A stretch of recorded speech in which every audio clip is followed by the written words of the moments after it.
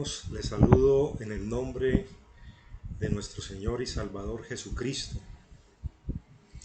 Espero que se encuentren bien junto con sus familias y que esta semana haya sido una semana de bendición, de comunión con Dios, de lectura bíblica y de oración. En la noche de hoy quiero compartir con ustedes una enseñanza que he titulado ¿Cómo estar confiado en la crisis? Y aparece en el libro de los Hechos, capítulo número 27. Posteriormente iremos a desmenuzar de manera muy detallada cada uno de los apartes del capítulo 27. Y he tomado como referencia también las palabras de nuestro Señor Jesucristo en el capítulo 16 y el versículo 33 del Evangelio según San Juan, donde el Señor, hablando con sus discípulos, diciéndole que las cosas que vendrían en este mundo después de su partida, termina el capítulo con este versículo, con estas palabras: estas cosas os he hablado para que en mí tengáis paz. En el mundo tendréis aflicción, pero confiad, yo he vencido al mundo. Para que en mí tengáis paz. No hay otra manera de tener paz en medio de las crisis, sino escondidos en nuestro Señor Jesucristo. La Biblia nos enseña que hay tres tipos de tormentas en la vida: las que nosotros mismos nos atraemos, tal como le pasó a Sansón y los problemas que buscó. La Biblia dice que el ángel habló a la mamá de Sansón y habló al papá de Sansón, a Manoa, y les dijo que con Sansón Dios comenzaría a librar a Israel de mano de los filisteos, y Dios tenía profundos propósitos con la vida de Sansón, con un joven lleno de fuerza, lleno del poder de Dios. Y Sansón, por su comportamiento, trajo para sí tormentas que casi todos nosotros ya sabemos cuál fue el fin de la vida de Sansón. La segunda tormenta que nos puede llegar a nosotros es cuando el Señor provoca la tormenta, para cuando el Señor nos prueba para saber lo que hay en nuestros corazones. Y usted encuentra cuando Jesús calma la tempestad en el lago de Galilea. La Biblia dice que Jesús se fue al otro lado del lago y se levantó una tormenta fuerte y ellos se desesperaron en medio de la tormenta, y Jesús vino y los buscó en la cuarta vigilia. Y la última son los que otras personas nos provocan. Nosotros no somos culpables, pero terminamos metidos en las tormentas. Y el ejemplo está en Pablo y Silas, cuando fueron apresados por predicar el Evangelio. Pero cualquiera que sean los tres tipos de tormentas, las tres están totalmente permitidas y controladas por el soberano Dios a quien servimos.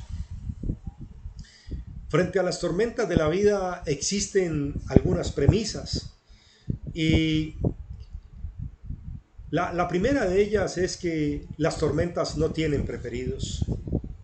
Las tormentas son lo más democráticas posibles. Las tormentas golpean a todo tipo de personas.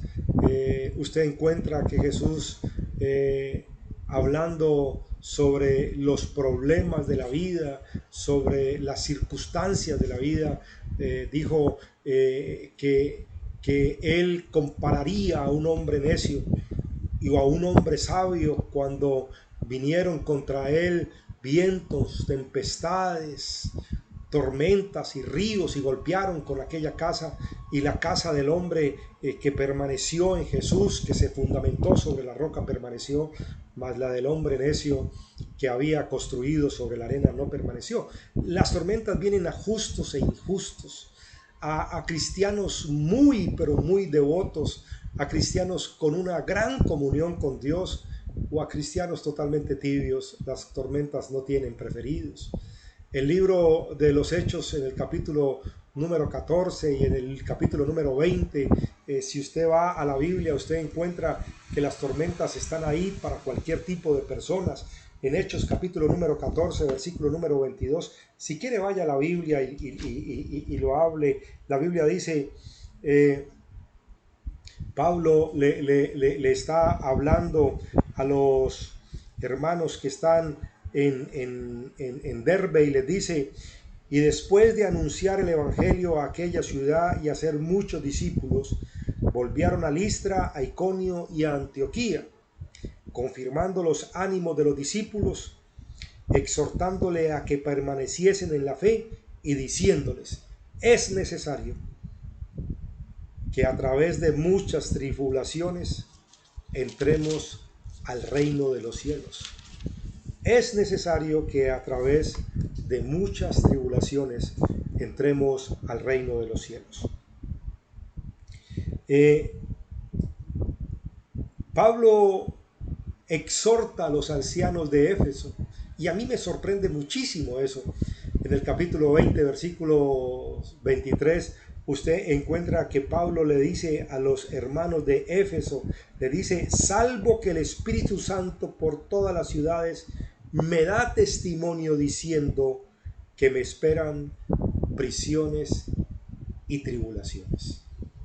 Pablo sabía, como buen cristiano, que le esperaban prisiones y tribulaciones. Las tormentas no tienen preferidos. La impaciencia a menudo nos trae problemas cuando estamos metidos en circunstancias difíciles. La Biblia dice en el primer libro de Samuel, en el capítulo número 10, Saúl había sido ungido, acababa de ser ungido como rey de Israel, y el profeta Samuel le dijo, vaya y espéreme en Gilgal, me voy a demorar 7 días, voy a estar ahí, pero espéreme para que ofrezcamos sacrificios. Y en el capítulo número 13, en el versículo número 9 del primer libro de Samuel, usted encuentra que Saúl, cuando vio que el pueblo desertaba y los filisteos estaban a punto de atacarlo, la Biblia dice que Saúl se impacientó y ofreció sacrificio siendo rey, cuando el único que podía hacer esa labor era un sacerdote, el caso de Samuel, y eso fue gravísimo a tal punto que le costó el respaldo de Dios. El otro punto es que las tormentas nos hacen mejores cristianos. La Biblia dice que tenemos que ponernos contentos cuando nos hallemos en diversas pruebas, porque la prueba de nuestra fe produce paciencia. Y después dice, y tenga la paciencia su obra completa. O sea que las tormentas no tienen preferidos, la impaciencia en medio de la tormenta es bastante peligrosa porque nos lleva a tomar decisiones catastróficas. Yo noto constantemente que personas que conozco, cristianas y aún no cristianas y que aprecio mucho, están desesperados por el encierro y quieren salir a arriesgar su vida y a arriesgar la vida de sus seres queridos, y están impacientes por estar en su casa con todas las comodidades, que es lo más curioso del mundo. Lo cierto es que las tormentas nos hacen mejores cristianos. A todos nos hacen mejores cristianos. Al mismo apóstol Pablo lo hizo mejor cristiano el pasar por muchas tribulaciones. Y hay 3 razones por las que las personas se meten en problemas.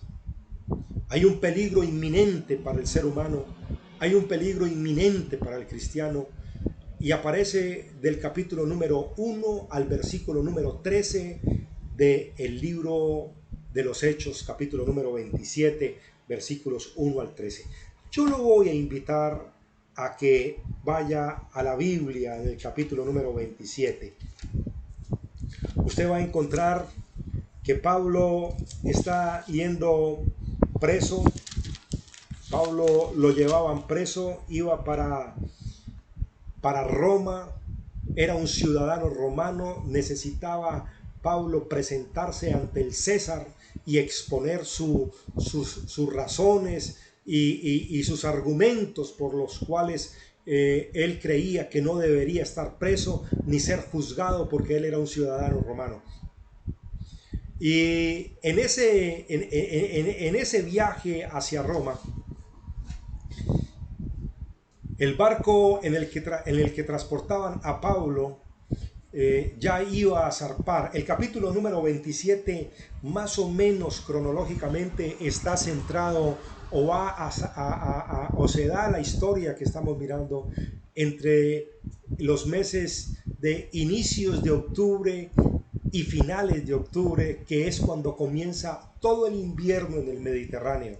Pablo está al otro lado del Mediterráneo y él necesita llegar a Roma.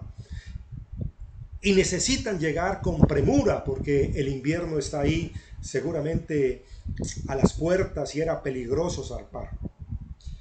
Yo voy a leer y yo quiero que usted me siga con su Biblia. Y capítulo número 27 del libro de Romanos, voy a leer del versículo número 1 al versículo número 13.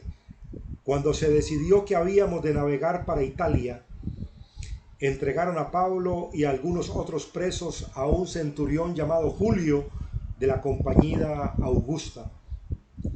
Y embarcándonos en una nave adrimitena que iba a tocar los puertos de Asia, zarpamos estando con nosotros Aristarco, macedonio de Tesalónica. Al otro día llegamos a Sidón y Julio, tratando humanamente a Pablo, le permitió que fuese a los amigos para ser atendidos por ellos. Haciéndonos a la vela desde allí, navegamos a Sotavento de Chipre, porque los vientos eran contrarios. Habiendo atravesado el mar frente a Sicilia y Panfilia, arribamos a Mira, ciudad de Licia, y hallando allí el centurión una nave alejandrina que zarpaba para Italia, nos embarcó en ella. Navegando muchos días despacio y llegando a duras penas a Genido, porque nos impedía el viento, navegamos a Sotavento de Creta frente a Salmón. Y costeándola con dificultad llegamos a un lugar que llamaban Buenos Puertos, cerca del cual estaba la ciudad de Lasea. Un punto importante: el que escribe el libro de los Hechos, el que está narrando la historia, no es el apóstol Pablo. Pablo viajaba con Lucas y con un siervo amigo de él que se llamaba Aristarco.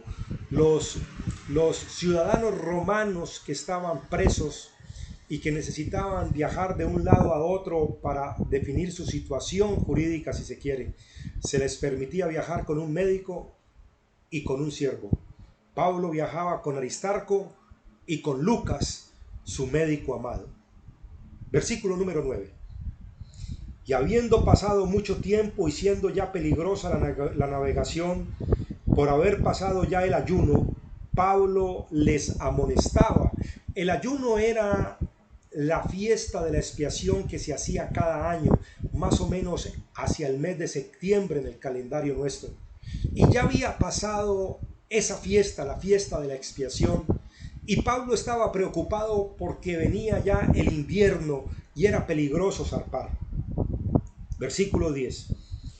Diciéndoles: varones, veo que la navegación va a ser con perjuicio y mucha pérdida, no solo del cargamento y de la nave, sino también de nuestras personas. Pero el centurión daba más crédito al piloto y al patrón de la nave que a lo que Pablo decía. Y siendo incómodo el puerto para invernar, la mayoría acordó zarpar también de allí, por si pudiesen arribar a Fénice, puerto de Creta que mira al nordeste y sudeste, e invernar allí. Versículo número 13. Y soplando una brisa del sur, pareciéndoles que ya tenían lo que deseaban, levaron anclas e iban costeando Creta. Hay tres razones por las que las personas se meten en problemas. Tres razones por las que usted y yo generalmente terminamos metidos en situaciones bastante complejas e incómodas. Tres razones que lo único que nos llevan a nosotros es a concluir el peligro de no consultar a Dios. Es muy peligroso no consultar a Dios. David dice en el Salmo 5, de madrugada me presentaré delante de ti y esperaré. En otras palabras, David decía, de madrugada me voy a levantar temprano, voy a orar a Dios, voy a colocarle al Señor todo lo que tengo por delante en el día de hoy y esperaré. ¿Esperar qué? Esperar la dirección de Dios, esperar que Dios abra puertas, que Dios cierre puertas, que Dios permita que nosotros tengamos encuentros con personas que nos ayuden y nos bendigan, que el Señor esté ahí como un poderoso gigante delante de nosotros. El peligro de no consultar a Dios nos lleva a meternos en grandes problemas. Si usted lee detenidamente estos 13 versículos, usted encuentra en el versículo número 11 que el primer gran error que cometieron ellos está en el versículo número 11 y es el buscar consejo de los expertos. El versículo 11 dice, pero el centurión daba más crédito al piloto y al patrón de la nave que a lo que Pablo decía. Es muy de nosotros, incluso nosotros los cristianos caemos en eso. Nosotros vivimos muy seguros de lo que los expertos dicen, por ejemplo, frente a la pandemia que estamos viviendo. Estamos llenos de consejos de expertos. Hay unos expertos que dicen que la vacuna contra el COVID-19 ya está. Hay otros que dicen que va a estar para septiembre, otros para diciembre, otros para dentro de 5 años. Hay expertos que dicen que ya se puede salir a trabajar tranquilamente. Hay expertos que dicen que no es necesario todas las condiciones de protección que tenemos. Hay expertos que le hablan a usted de economía. Hay otros expertos que hablan de finanzas. Hay expertos por todos lados. Pero la Biblia dice y la Biblia enseña en todo el contexto bíblico que usted tiene que preguntarle a Dios. Los expertos de este mundo no tienen la capacidad de discernir lo espiritual. Los expertos de este mundo no tienen la capacidad de ver el propósito de Dios en las cosas que están sucediendo. Los expertos de este mundo son guías ciegos. Los expertos de este mundo no tienen el más mínimo conocimiento de los planes de Dios para la humanidad. Y usted encuentra que este hombre, el centurión, el hombre encargado de llevar la nave, le dio más crédito a lo que decía un experto, seguramente era un marinero experto, que a lo que decía el apóstol Pablo. La diferencia entre ese marinero y el apóstol Pablo era que el apóstol Pablo tenía comunión con Dios.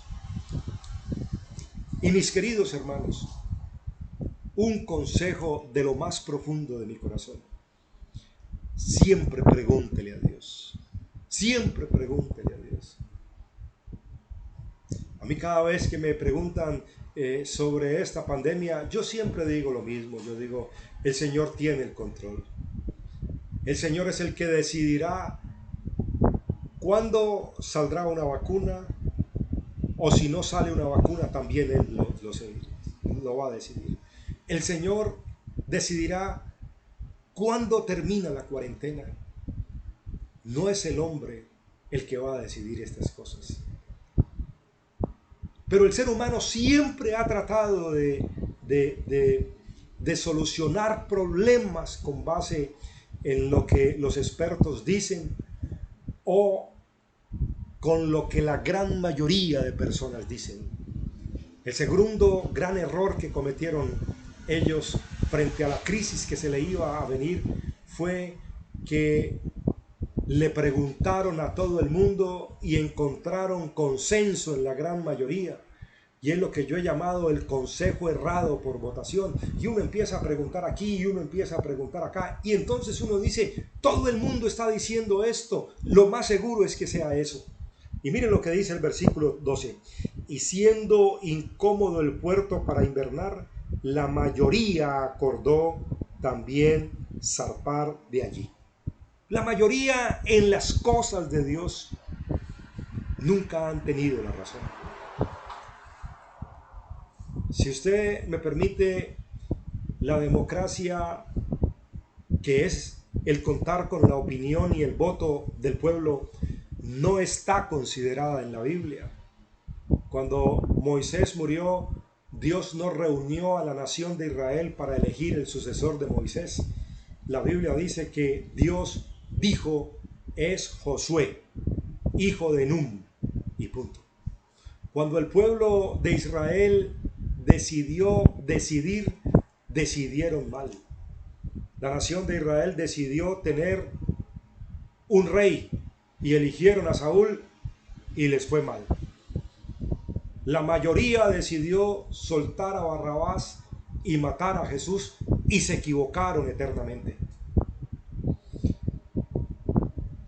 El consejo de la mayoría no reemplaza el consultar a Dios.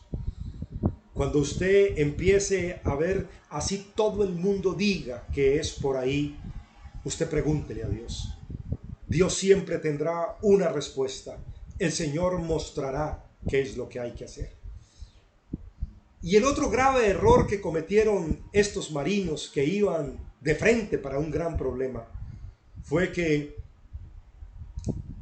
se dejaron llevar por las circunstancias. Y nosotros somos todavía muy dados a dejarnos llevar por las circunstancias. Nosotros decimos, bueno, ya la curva de los contagiados, la curva de los fallecidos por el COVID-19 se ha venido disminuyendo, la situación está mejorando, ya es hora de salir. No, las circunstancias nunca han sido una señal de la aprobación de Dios. Miren lo que sucedió. Y soplando una brisa del sur, pareciéndoles que ya tenían lo que deseaban, levaron anclas e iban costeando Creta. Satanás hace 6.000 años ha venido engañando al hombre. Desde el huerto de Edén, en Génesis capítulo número 3, versículo número 5, Satanás le dijo a Eva, ¿sabe Dios que si ustedes comen del árbol de la ciencia del bien y del mal, serán abiertos vuestros ojos y seréis como Dios sabiendo el bien y el mal? Y una de las razones por las cuales los cristianos y el ser humano en general no consulta a Dios para tomar una decisión es porque nosotros creemos saber qué es bueno y qué es malo. Satanás nos ha engañado de esa manera. Usted dice, lo mejor es que le preguntemos a un experto, lo mejor es que le preguntemos a la mayoría, o miremos las circunstancias, mire lo que salió en la prensa, mire lo que salió en la televisión, mire las cifras, mire las estadísticas. Y eso nos lleva a tomar decisiones y dejar a Dios a un lado. 3 razones por las cuales nosotros nos metemos en grandes problemas. Buscamos el consejo de los expertos y no el consejo de Dios. Nos olvidamos de Dios y preferimos que los hombres decidan. Y lo otro es que las circunstancias, las cosas que vemos de un lado y de otro, nos llevan a tomar decisiones sin preguntarle a nuestro Salvador. Ahora, vamos a mirar qué pasó. Vamos a leer del versículo número 14 al 20. Dice la Biblia, Pero no mucho después dio contra la nave un viento huracanado llamado Euroclidón. Y siendo arrebatada la nave y no pudiendo poner proa al viento, nos abandonamos a él y nos dejamos llevar. Y habiendo corrido a sotavento de una pequeña isla Clauda, con dificultad pudimos recoger el esquife. Y una vez subido a bordo, usaron de refuerzos para ceñir la nave, y teniendo temor de dar en la sirte, arriaron las velas y quedaron a la deriva. Pero siendo combatidos por una furiosa tempestad, al siguiente día empezaron a alijar. Y al tercer día, con nuestras propias manos, arrojamos los aparejos de la nave. Y no apareciendo ni sol ni estrella por muchos días, y acosados por una tempestad no pequeña, ya habíamos perdido toda esperanza de salvarnos. Ya estaban en la tempestad, ya estamos metidos en el problema. Por cualquiera de las tres causas que vimos en la diapositiva anterior, ya estamos. La pregunta es, ¿y qué hacer cuando estamos en medio de la tempestad? Ya sea porque nosotros mismos nos metimos en ella, porque otros nos metieron en ella, o porque simplemente el Señor creó una tempestad a la medida nuestra para nuestro crecimiento espiritual. Y lo primero es, o el primer consejo frente a la pregunta ¿qué hacer frente a la tempestad? Es: no se deje llevar a la deriva. Y aparece en los versículos 15 y 17. Fíjese que ellos, dice la Biblia, y siendo arrebatada la nave, no pudiendo poner proa al viento, nos abandonamos a él y nos dejamos llevar. Y el versículo número 17 dice: y una vez subido a bordo, usaron de refuerzos para ceñir la nave, y teniendo temor de dar en la sirte, arriaron las velas y quedaron a la deriva. El primer gran consejo frente a la tempestad es no dejarse llevar a la deriva. Ya estamos en el problema, ya estamos en la tempestad, ya estamos en la angustia. Y es muy del ser humano dejarse llevar por el problema.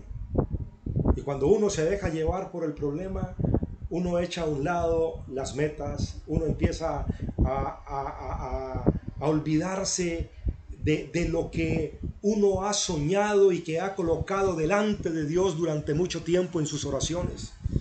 Olvidamos los propósitos de Dios en nuestra vida. La Biblia dice en el capítulo 17 del primer libro de Reyes que Elías, ese hombre Elías, que fue transportado vivo al cielo, en un momento de gran angustia, Elías había vivido la experiencia de que por su palabra no lloviera en toda la región de Palestina.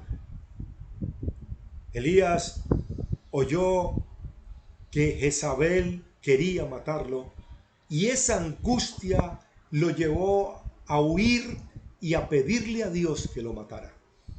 Se dejó llevar por el problema. Perdemos también nuestros valores.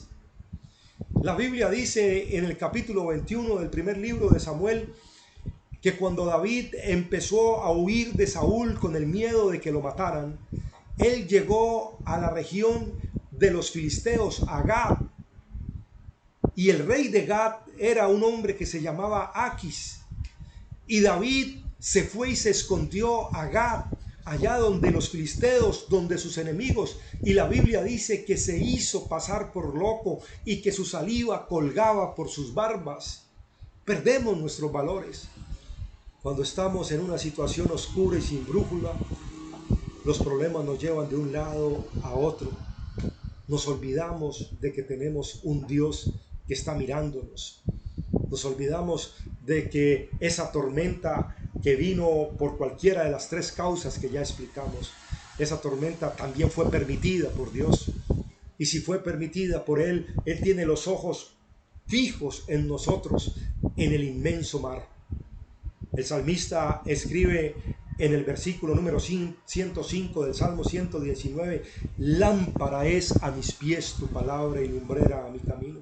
Cuando todo está oscuro, cuando no hay nada que mirar enfrente, cuando todas las puertas están cerradas, la única seguridad que usted y yo tenemos son las palabras de nuestro Señor Jesucristo. Lámpara es a mis pies tu palabra. Fíjese que el salmista no está diciendo lámpara es a mi frente tu palabra. Lámpara es a mis pies. Es cuando todo está oscuro, usted podrá dar un paso seguro. Porque la Biblia dice, clama a mí en el día de la angustia y yo te responderé y tú me honrarás.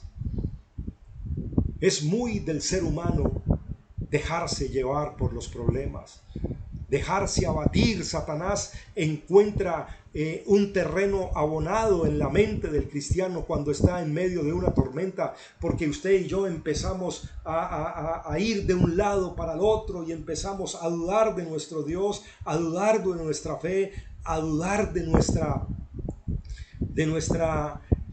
nuestro linaje como hijos de Dios. No se le olvide que Satanás, lo primero que le dijo al Señor Jesús en el desierto fue: si eres hijo de Dios. Satanás sabe que en el momento más difícil él va a atacarnos en la mente para hacernos dudar de que somos hijos de Dios y de que Él es nuestro Padre amado.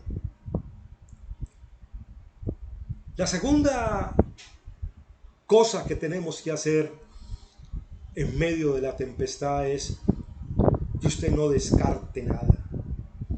Cuando nosotros llegamos a una crisis empezamos a deshacernos de todo, aún de lo que es importante para nuestra vida. Y finalmente terminamos despreciándonos a nosotros mismos. Nos volvemos impulsivos, abandonamos nuestros sueños, rompemos las relaciones familiares, las relaciones matrimoniales, descartamos valores que aprendimos en la niñez, peleamos con todo el mundo, somos capaces incluso hasta de renunciar al trabajo, incluso somos capaces de tomar decisiones de irnos del país en el desespero sin saber si esa es la voluntad de Dios o no. Mire lo que dice el versículo número 18, dice: pero siendo combatidos por una furiosa tempestad, al siguiente día empezaron a alijar, y al tercer día con nuestras propias manos arrojamos los aparejos de las naves. Empezamos a tratar de solucionar el problema a nuestra manera. Empezamos a decir: esto no nos sirve, esta persona tampoco sirve, esto tampoco sirve, y empezamos a tirar todo a un lado. Y dice el versículo número 38, dice el 38, y ya satisfechos aligeraron la nave, echando también el trigo al mar. Hasta la comida la tiraron con tal de solucionar el problema con sus propias manos. Y si usted quiere saber más, mire lo que dice el versículo 43 y 44. Pero el centurión, queriendo salvar a Pablo, les impidió este intento y mandó que los que pudiesen nadar se echasen los primeros y salieran a tierra, y las demás partes de las tablas parten cosas de la nave, y así aconteció que todos se salvaron saliendo a tierra.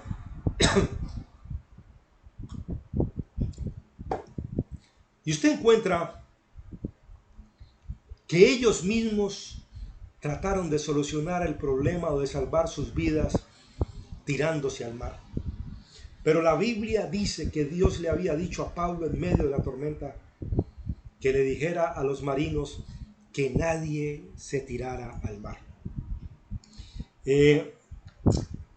Nosotros, cuando estamos en problemas, empezamos a desechar muchas cosas sin tener en cuenta si es la voluntad de Dios o no es la voluntad de Dios. Cuando usted está en la angustia laboralmente, usted dice: es mejor renunciar, y renuncia. Y seguramente esa no era la voluntad de Dios. Cuando usted tiene problemas, usted dice: es mejor cambiar de apartamento, y cambia de apartamento. Yo creo que lo mejor es vender tal cosa, y vende eso.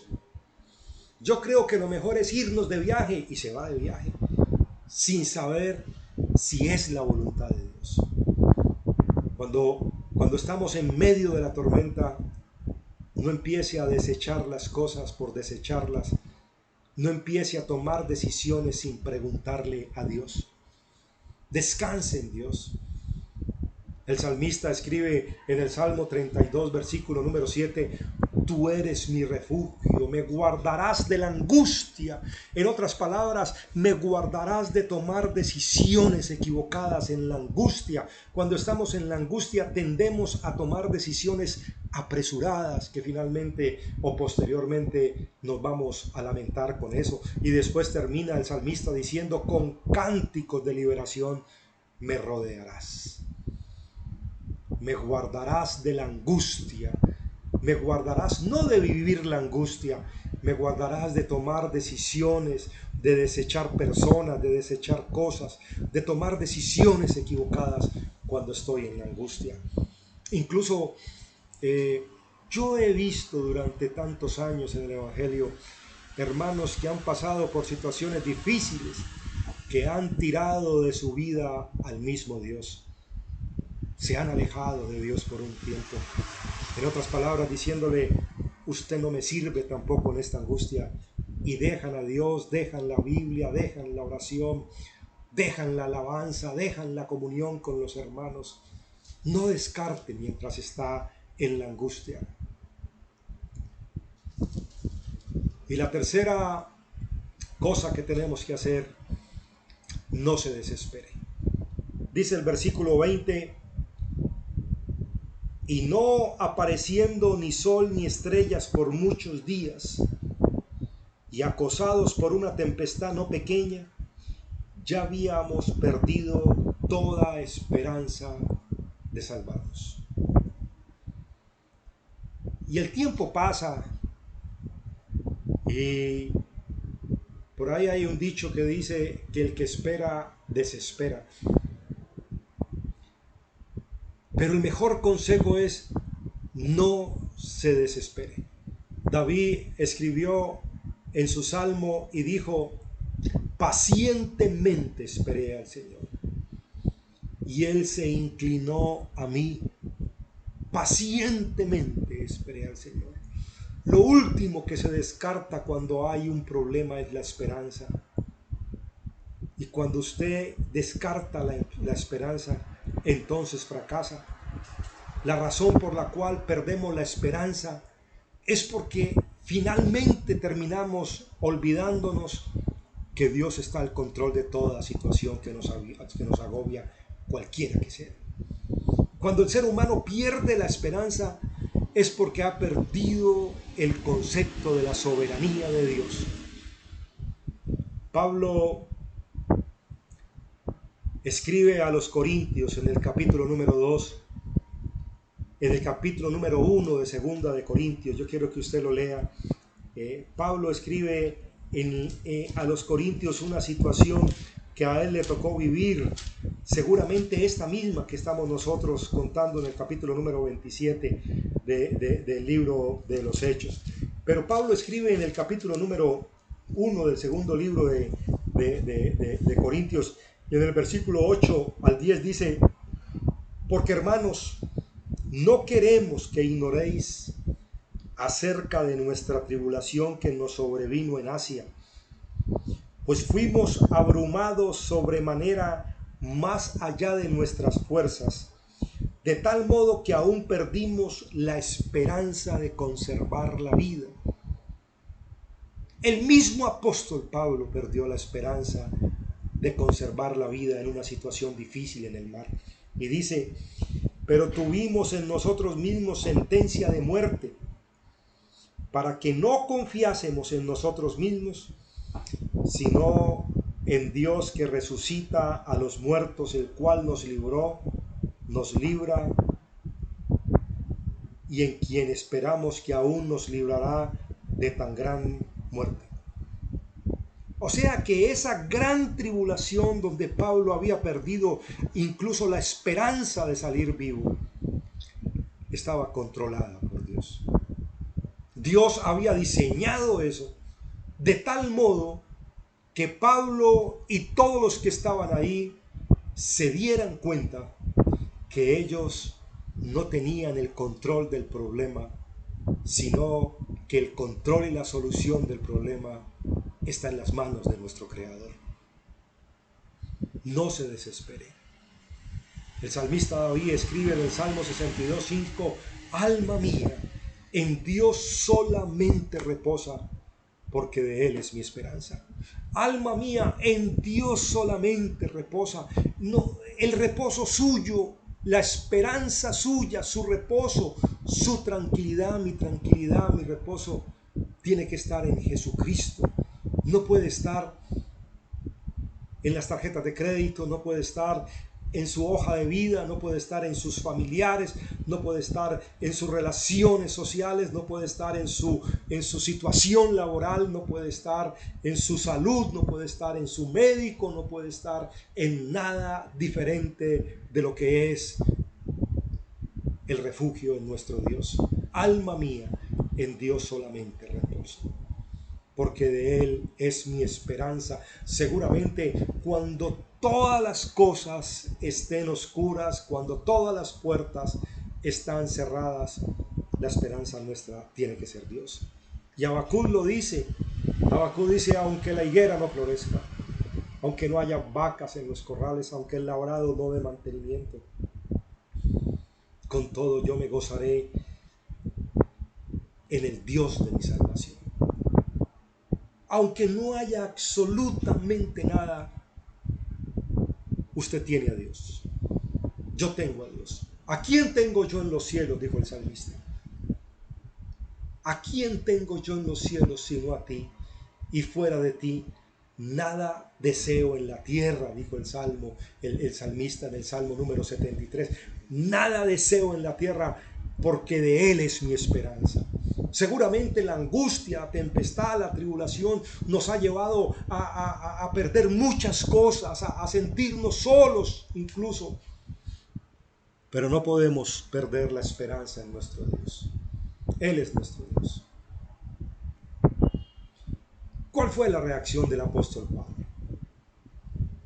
Pablo estaba calmado, Pablo estaba confiado, Pablo tenía valor en medio de la crisis. Nada, absolutamente nada de lo que estaba pasando estaba haciendo que el apóstol Pablo se sintiera preocupado.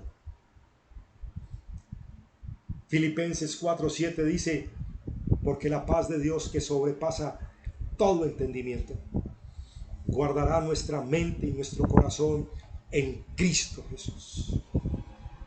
La paz de Dios, que sobrepasa todo entendimiento, guardará nuestra mente y nuestro corazón, guardará nuestra mente de estar pensando cosas, nuestro corazón de estar angustiado. Vamos a leer, mire lo que sucedió. El versículo 21 dice: pero entonces Pablo,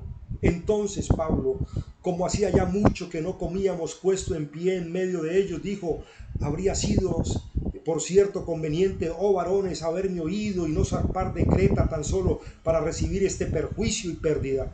Pero ahora os exhorto a tener buen ánimo, pues no habrá ninguna pérdida de vida entre vosotros, sino solamente de la nave, porque esta noche ha estado conmigo el ángel de Dios, de quien soy y a quien sirvo, diciendo Pablo: no temas, es necesario que compadezcas ante el César, y aquí Dios te ha concedido todos los que navegan contigo. Por tanto, oh varones, tened buen ánimo, porque yo confío en Dios que será así como se me ha dicho. ¿Usted se puede imaginar eso? El barco estaba zozobrando de un lado para el otro, seguramente las olas eran gigantes, no había esperanza para nadie, pero el hombre de Dios estaba ahí. Pablo dijo: porque esta noche ha estado conmigo el ángel de Dios. Eso no me deja sino a mí una conclusión entre líneas. Pablo estaba orando. Y cuando usted en medio de la crisis ora, el ángel de Dios está ahí. Y en medio de la crisis Dios va a hablar. Y cuando usted está orando, cuando usted está ahí en medio de la crisis, cuando ha empezado a fortalecerse en Dios, su reacción frente a la situación es diferente a la de las demás. El carácter de un cristiano se revela en la crisis, no se crea en ella. Usted y yo mostramos qué tan buenos cristianos somos cuando estamos en medio de la angustia, en medio de la crisis. El salmista escribe en el Salmo número 125, versículo número 1. Mire lo que dice el Salmo 125, el versículo número 1. Dice: los que confían en el Señor son como el monte de Sión, que no se mueve, sino que permanece para siempre. Por difícil que sea la circunstancia, por difícil que sea la angustia, será como el monte de Sión, que no se mueve. Será como el monte de Sión, que permanece para siempre. Pablo sabía que las promesas de Dios se iban a cumplir tal como se le había dicho. Pablo le escribe a ellos y les dice: por tanto, oh varones, tened buen ánimo, porque yo confío en Dios que será así como se me ha dicho. Yo voy a hacer una pregunta. ¿Usted confía de corazón? ¿Usted confía ciegamente que Dios está con usted, como dice la Escritura? ¿Usted confía plenamente que las promesas que aparecen en la Biblia para los hijos de Dios son para usted? Pablo, en medio de la crisis, alienta a todos los marinos que están asustados ahí en medio de un mar embravecido y le dice: tengan buen ánimo, porque yo le creo a Dios. Y yo no sé si usted, cada vez que encuentra un vecino o habla con un familiar, con un hijo, con un amigo, con un compañero de trabajo, usted lo alienta en el nombre de Jesucristo a fortalecerse en Dios en medio de esta pandemia. Yo no sé si usted de su boca salen palabras de aliento frente a los demás en medio de esta angustia. Pablo, en medio de un mar embravecido, en medio de circunstancias totalmente aterradoras, podía levantar el ánimo de los demás, confiando en que las promesas de Dios son ciertas.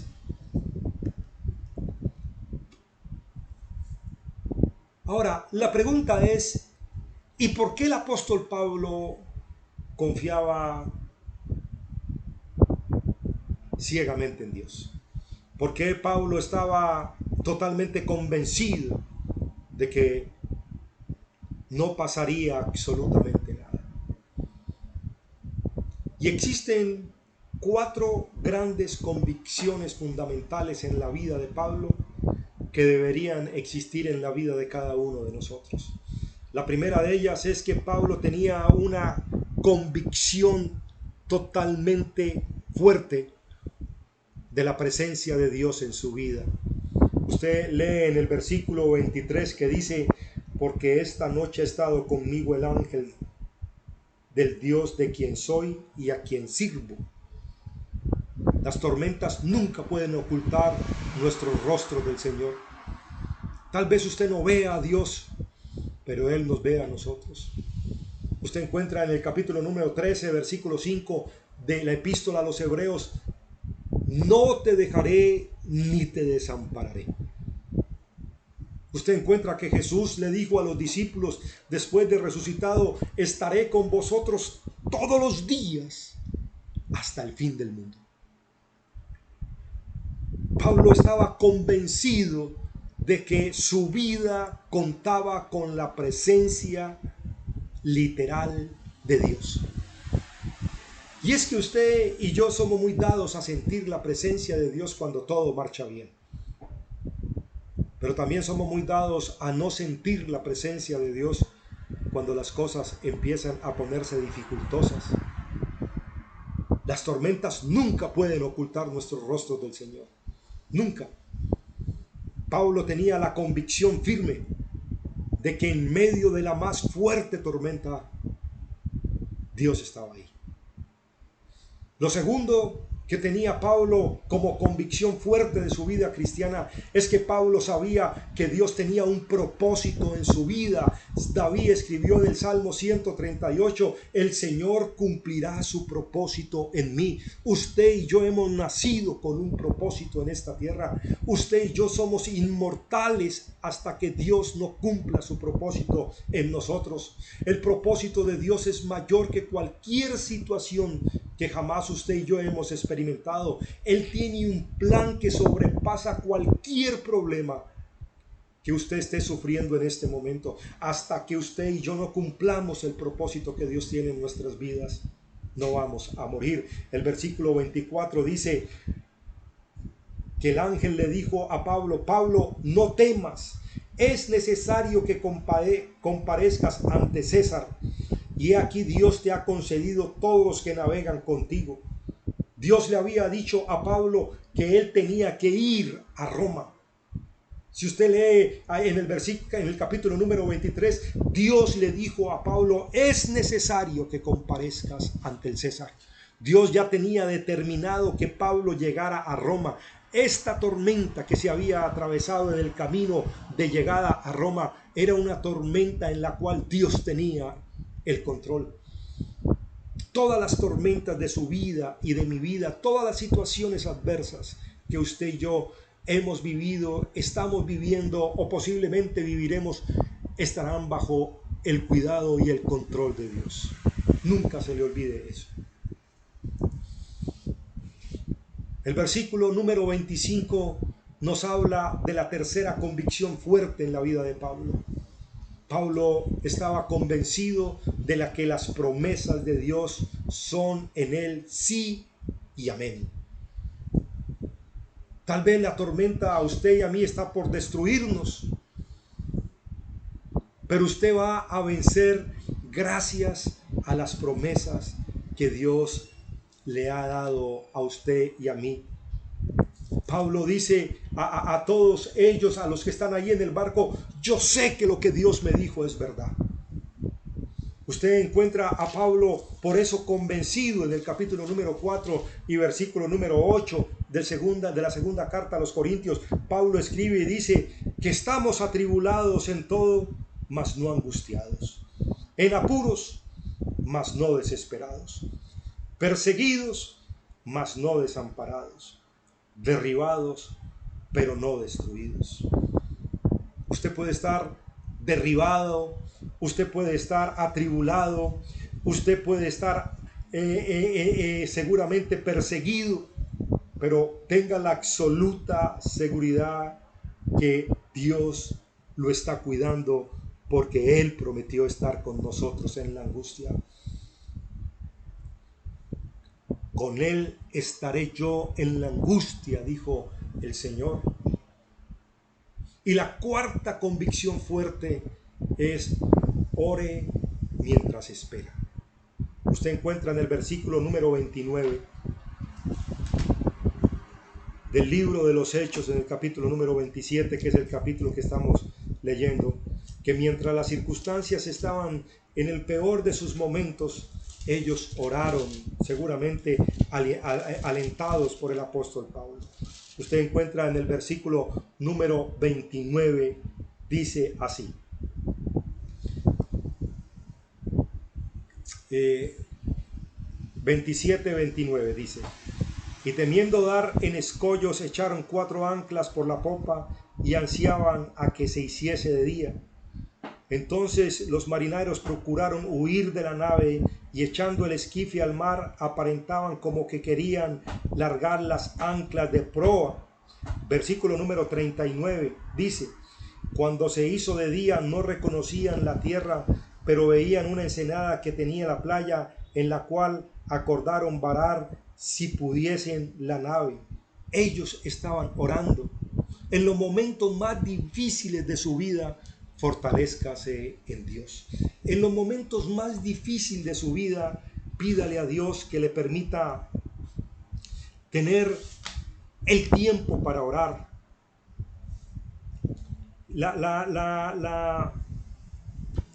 La Biblia dice que David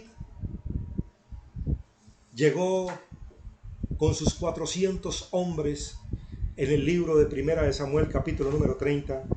Ya David llegó de la guerra con sus 400 hombres.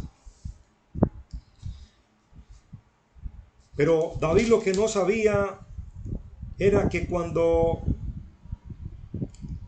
él llegaba de la guerra con sus 400 hombres, los amalecitas habían llegado a Siclag y se habían llevado a sus esposas y a sus hijos, a los hijos y a las esposas de él y de sus 400 hombres. Y la Biblia dice en el versículo 6, y David se angustió mucho, porque el pueblo hablaba de apedrearlo, pues todo el pueblo estaba en amargura de alma, cada uno por sus hijos y por sus hijas, mas David se fortaleció en el Señor su Dios. Mientras usted está en la tormenta, ore. Mientras usted está en angustia, ore. Mientras usted está esperando que Dios abra caminos donde no lo hay, ore. Siempre hay que orar en medio de la tormenta.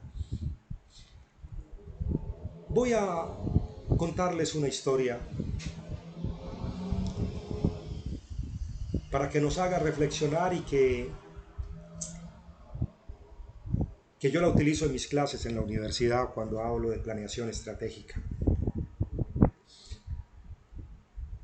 En el año de 1816, una fragata francesa encalló cerca de Marruecos y no habían suficientes botes salvavidas.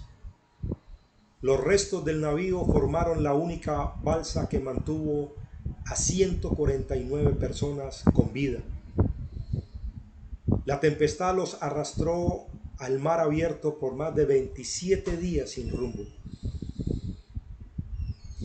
La dramática experiencia de los sobrevivientes impresionó a un artista, Géricault, francés, que hizo un estudio sustancial de los detalles para esta pintura. Este artista entrevistó a los sobrevivientes, a los enfermos e incluso vio a los muertos. Horrorizado, reprodujo la íntima realidad humana de esa situación. Y él pintó esta barca. Ahí está. Y esta pintura es muy famosa en Francia. La balsa de la Medusa de Teodoro Géricault. Figuración de un acontecimiento que conmovió a Francia, el naufragio de la nave La Medusa, que ocurrió el 2 de julio del año 1816, con repercusiones que tocaron lo más profundo del alma humana. Pero vamos a mirar. En esta pintura, usted ve las diferentes actitudes humanas que se manifiestan en los momentos límites de la vida. Y nos lleva a pensar en qué lugar estaríamos nosotros. ¿Cuántas veces atravesamos situaciones difíciles y de qué forma nosotros nos comportamos frente a las situaciones difíciles? Entonces, yo le pido, mire ahí donde está la flecha, mire esas personas, están vivas ahí en esa balsa, pero totalmente derrotadas. Creemos, o esas personas creen, a pesar de estar en la balsa, a pesar de estar ahí sobreviviendo, tienen una actitud negativa. Seguramente no creen que van a salir vivos de la situación. Y usted encuentra otro que está un poco más erguido, sin embargo con la cabeza agachada, dudando de todo y de todos. ¿Cierto? Y así a veces nos comportamos frente a la situación, nos ve difícil, nos hablan, nos predican, nos alientan, pero nuestra actitud es una actitud de duda permanentemente. Y encontramos a otros que a pesar de no estar como los dos anteriores, se esfuerzan un poquito para mirar a ver si se alientan, si están ahí con algún ánimo, a veces sí, a veces no, luchando para llegar al triunfo. Pero después aparecen esos. Si usted ve, usted se da cuenta que no hay ningún barco en la pintura, en el horizonte. Sin embargo, hay un grupo de personas con pañuelos alentando la mano, que no han perdido la esperanza, que están manteniendo la fe por encima de todo. Ellos están ahí, no hay barcos, no hay tierra, no se ve nada, incluso hay una tormenta enfrente, pero su esperanza está viva y su ánimo los alienta a seguir confiando. Mírenlo, vean. Si ustedes observan detenidamente, puede decir que no se ve ningún navío. Hay un grupo de hermanos decididamente a luchar hasta las últimas fuerzas. La balsa es el mundo.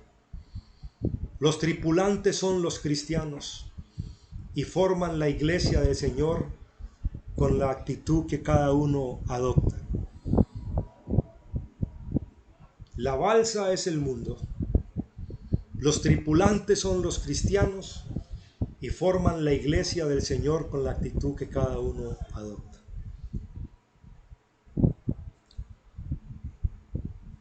Estas cosas os he hablado para que en mí tengáis paz. Solamente confiados en Jesucristo, confiados en sus promesas, confiados en su regreso por nosotros, tendremos paz. En el mundo tendréis aflicción. Todo esto que está pasando hace parte de la aflicción de la cual habló nuestro Señor Jesucristo hace 2000 años. Pero confiad, yo he vencido al mundo. Estas cosas os he hablado para que en mí tengáis paz. Pero confiad, yo he vencido al mundo.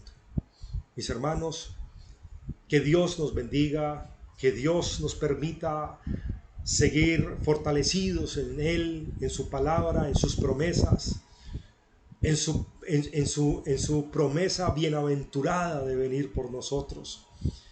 Que Dios nos permita tener una semana junto a Él, enriqueciéndonos con su palabra, alimentándonos, Señor, con su palabra, fortaleciéndonos en oración, fortaleciéndonos los unos a los otros, no perdiendo el tiempo, no dedicándole más tiempo al ocio que a las cosas de Dios. La Biblia dice que los días son malos. Fortalezcámonos en nuestro Dios, mantengamos la esperanza en nuestro Señor Jesucristo. Él tiene el control de todas las cosas. Que el Señor Jesús los bendiga, que el Señor Jesús los guarde, que el Señor Jesús nos dé paz en medio de la tormenta. Dios los bendiga, mis hermanos.